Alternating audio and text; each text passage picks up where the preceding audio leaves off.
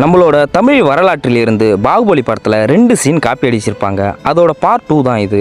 பாரியோட பரம்பு நாட்டில் தேவவாக்கு விலங்கு இருக்கும். அதோட சிறப்பு என்னன்னு பார்த்தீங்கன்னா, அது எப்போதுமே வடதிசையை பார்த்து தான் அமர்ந்திருக்கும்.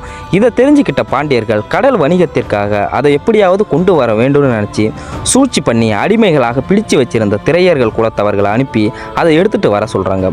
அவர்களும் பரம்பு நாட்டுக்கு போய் தேவவாக்கு விலங்கை பிடிச்சிட்டு வரும்போது அவர்களை பார்த்த பரம்பு நாட்டு ஆசான் அவர்களை எவ்வளவு தடுத்தும் அவரால் முடியல.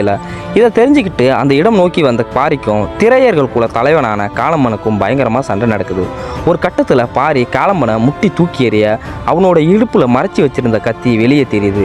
பரம்பு நாட்டு ஆசான் பாரி அவன்கிட்ட கத்தி இருக்குன்னு சொல்ல வேகம் கொண்டு குத்த வந்த காளம்பன் இவ்வளவு நேரம் பாரி கூடவா மோதணும்னு நினச்சி கீழே விழுந்து பாரியை வணங்கினான். இந்த சீனை தான் பாகுபலி படத்தில் வச்சுருப்பாங்க. ஏன்னா பாரி தாத்தாவோட பேரங்க தான் இந்த திரையர்கள். இந்த குலத்தில் இருந்து தான் பாரியின் தாத்தா பெண் எடுத்திருப்பாரு.